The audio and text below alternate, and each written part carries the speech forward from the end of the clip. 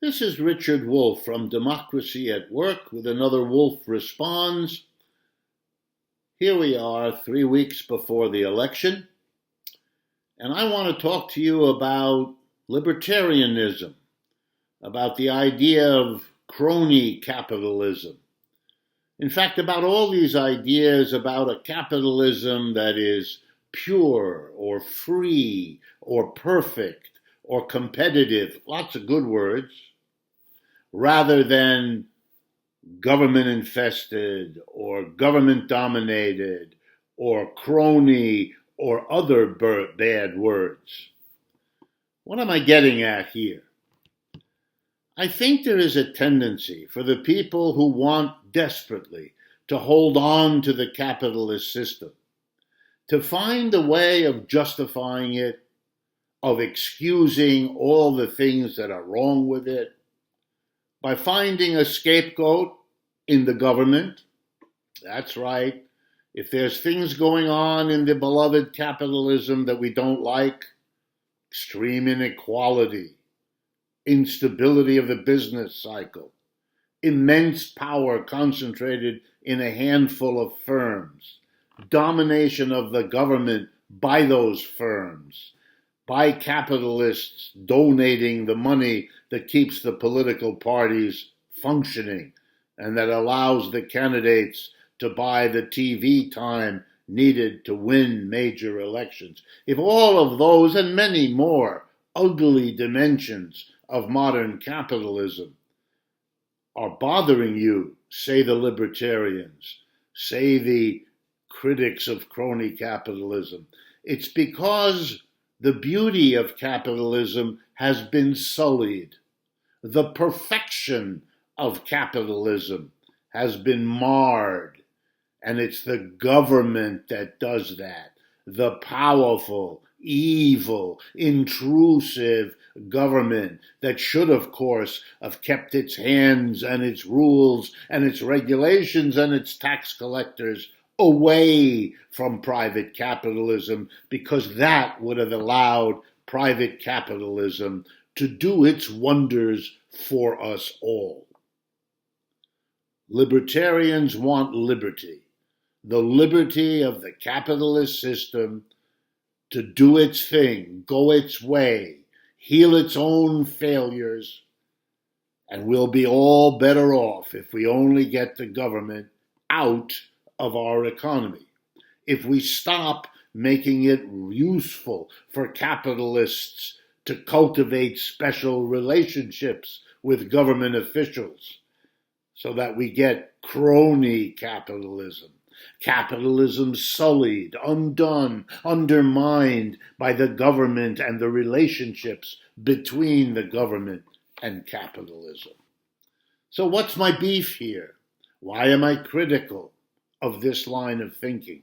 Especially, why am I critical when, which is true, those who don't like crony capitalism, those who criticize the intrusion of the government into capitalism in modern times, tend to agree with critics of capitalism like me that today's capitalism is ugly, is failing, is counterproductive, ought to be changed.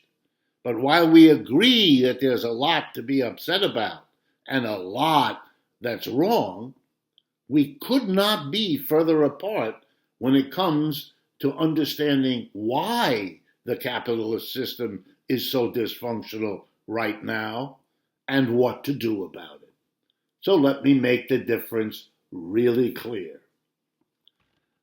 I'm an economic historian. That is, within the framework of economics, I spent much of my life teaching economic history, how economic systems have changed throughout human history, what causes the change, what happens when the changes are brought forth, and so on. So here's one thing I learned. In the history of capitalism, from its earliest days to the present, capitalism has always been obsessed about the government, always deeply intertwined with the government, always involved in getting favors and subsidies and breaks from the government, always busy trying to shape what governments are, what they do, and how they work. A capitalism without the government is a utopian fantasy. It's never been there.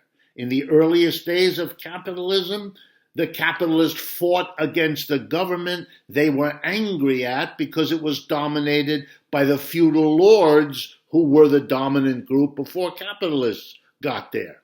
The fight for parliament, the fight for democracy, the fight for elections instead of monarchies and feudal lord dominance was the capitalist plan to get a government that would serve them, which they got, punctuated by the American and French revolutions, when they got it in a violent way.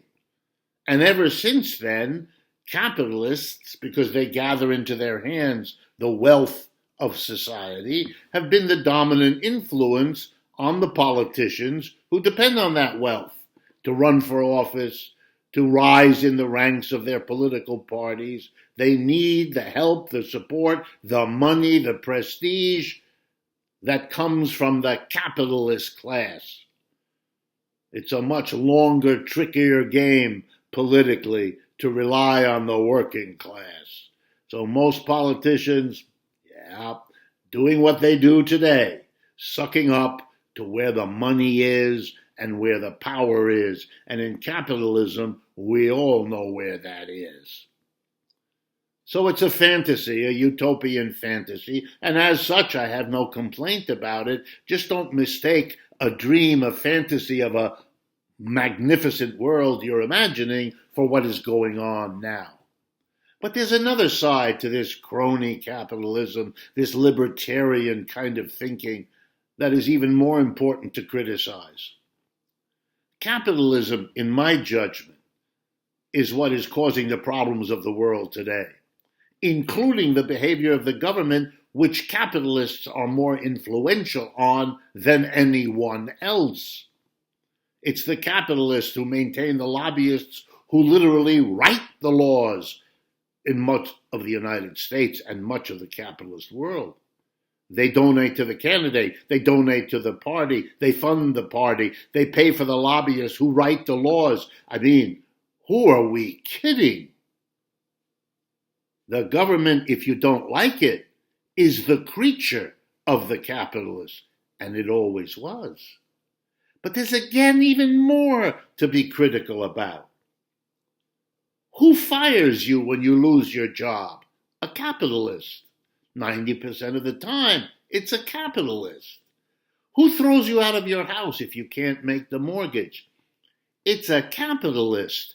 What the libertarians do is focus on people deflecting their anger against who's bothering them by losing their job, being fired, being evicted. You should be angry at the capitalist who's doing that. But instead, the libertarian redirects your anger at the government. It allows the capitalist to walk away unblamed, unaccused, uncriticized. They, you see, are innocents. It's the bad government that does all the trouble. As if we don't have to ask the question, why does the government behave that way? When there are plenty of examples through history when masses of people have risen up and demanded and gotten the government to behave differently from what had been the norm before.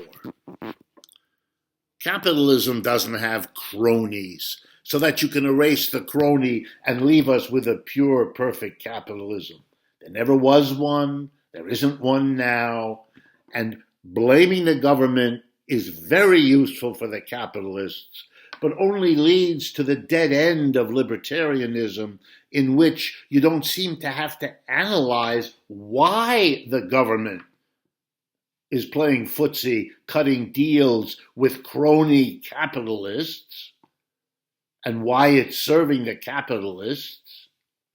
why it took a century of American capitalism before we ever had a minimum wage, but the subsidies to capitalists are as old as Methuselah. Come on, folks.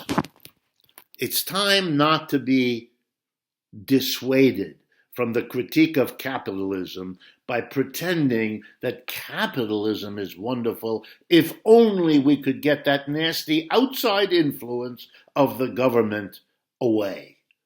The government isn't outside. It has been the object of capitalist engagement from day one. We live in what used to be called a political economy. No need to separate economics from politics, because in the real world, they never were separated.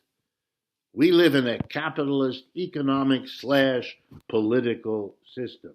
If the government acts in awful ways, as indeed it often does, that too is a problem of capitalism. It doesn't drop out of the sky as some intrinsic evil.